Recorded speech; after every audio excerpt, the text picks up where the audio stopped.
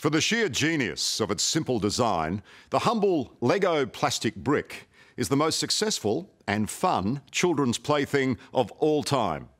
Unless, of course, you stand on one. But painful or not, can you believe, in the 60-year history of the company, over 700 billion, yes, billion pieces of Lego have been made. And it all started with a Danish carpenter looking for a cheap alternative to wooden toys. Even more remarkably, these days, the multi-billion-dollar Lego empire remains a family business, headquartered in the same quiet village where it all began. I want the yellow one. The wonder of Lego comes down to this. Kids, lost in concentration, letting their imaginations run wild. Across the world, 500 million people have grown up with the colourful plastic brick. No other toy has been so successful. And today, in the Danish town of Billund, crowds have gathered for a special celebration to mark Lego's 60th birthday. The success, Will, 60 years, still around and still right up the top. That's big. It's huge. What's the magic? A brick that is compatible with itself, but everything else that comes before and after it. That's magic, because it gives you that power of creation. It was a huge idea back then, and it still holds true today.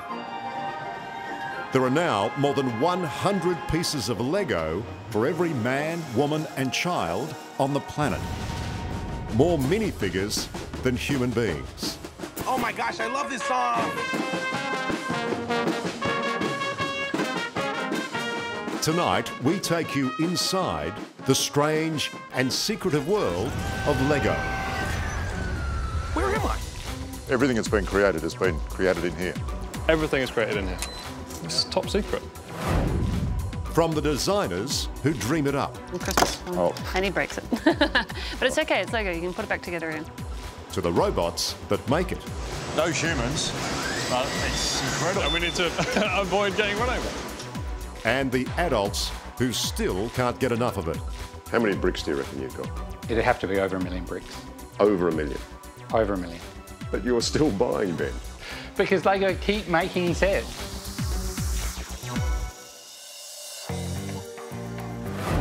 Our story begins in Billund's main square, and surely one of Lego's most elaborate creations. Welcome to Lego House. Will, thank you. Good to see you. Yeah, you too. This is your playground. It is indeed.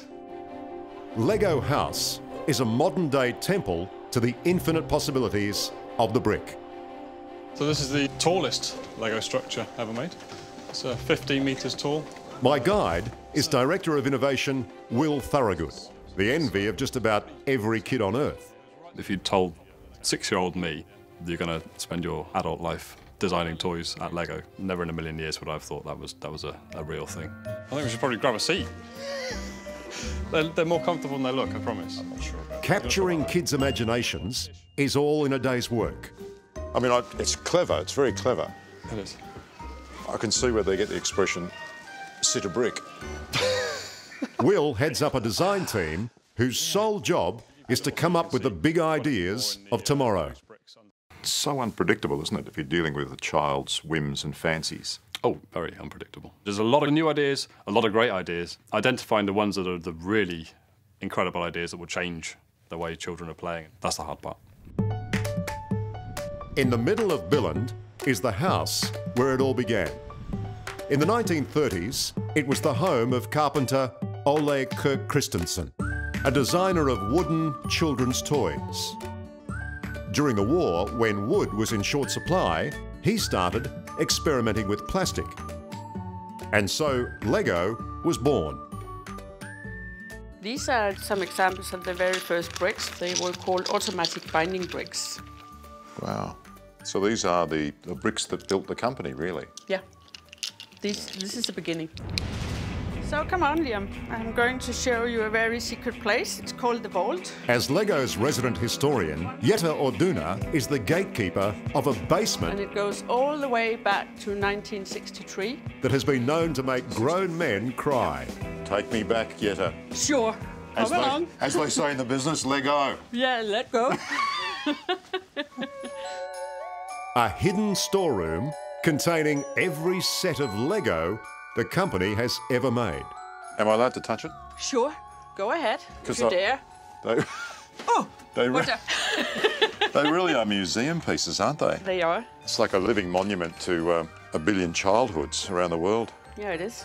There's one here it was actually launched when the first man visited the moon. To the moon. Wow. From the past to the present. So now we're entering one of our moulding halls here in Billund. And nothing quite prepares you for the controlled chaos of Lego's cutting-edge factory. He's producing all the different colours, all the different shapes. This place is to plastic as Willy Wonka is to chocolate. There are 12 moulding halls like this one, spilling out Lego pieces 24 hours a day. How many Lego bricks are being made every hour in this factory? In this factory, we're producing 4.9 million bricks an hour. But what's truly remarkable is there's barely a human to be seen.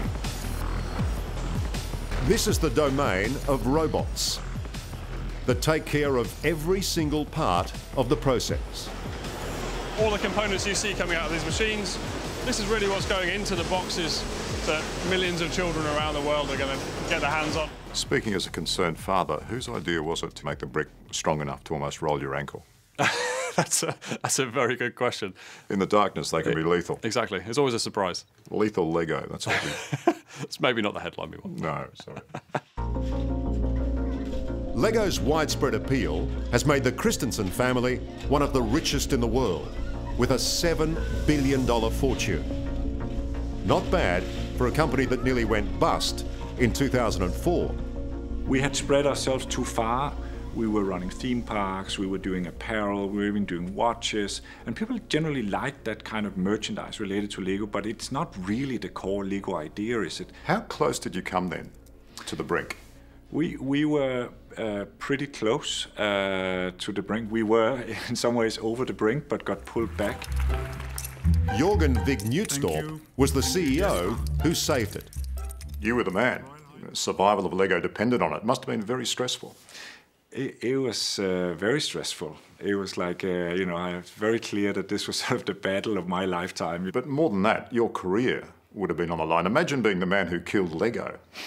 Yes, it's not a good thing, is it? Have you been a Lego fan all your life? Yep. Yeah. 40 years of Lego. I got my first set from my grandparents when I was about 3 years of age. And back then, I'm pretty sure it was bigger than me.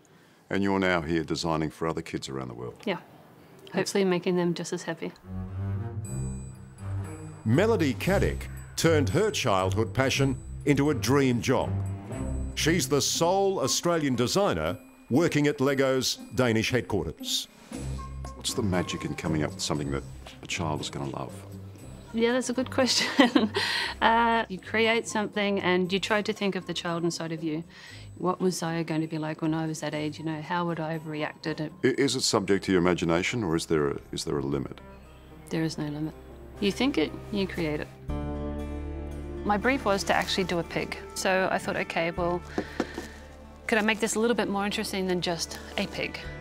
Over the last 10 years, this self-confessed Lego fanatic has dreamed up some of the company's most iconic designs. I mean, that's the beauty of Lego. You can change it into so many different things. As well as amassing one of the biggest collections in the world. In your collection, how many pieces would there be? Oh, a lot. A lot. That's sounding dangerous. From the floor to the ceiling, and it's like, yeah, where are we going to put the next box? So I think I have to build either another house or an extension on the house. You'd have to get a loyalty award from the company for that, wouldn't you? I'm not the only one, trust me. There's plenty of us with the same sort of problems.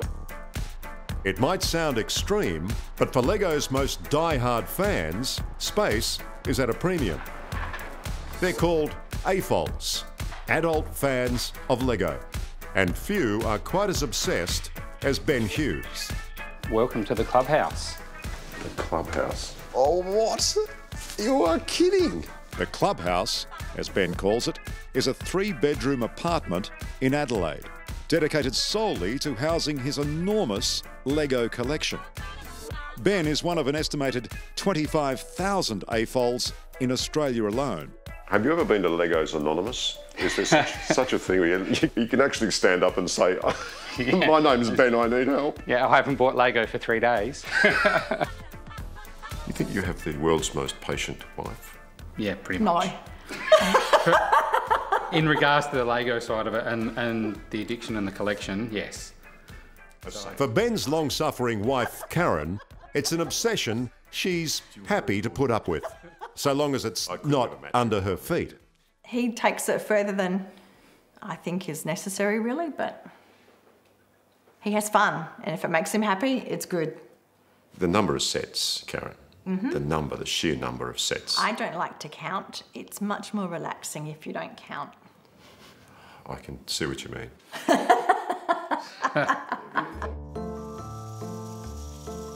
In the toy world, there's no other success story quite like Lego. The humble plastic brick that built an empire. You have to keep reinventing yourself to a certain extent, don't you? Yes. How can we do something the world has never seen before? And that takes us into exploring role play and, you know, some of the new technologies and, you know, augmented reality perhaps and things like that. You know, how can we push the boundaries of how you can express yourself using the Lego brick? You have to use technology and you have to really listen to the kids. Whether they're in Beijing or Boston or Berlin, it's important to be in touch. It always comes back to the brick. Yes. For the next 60 years. Absolutely.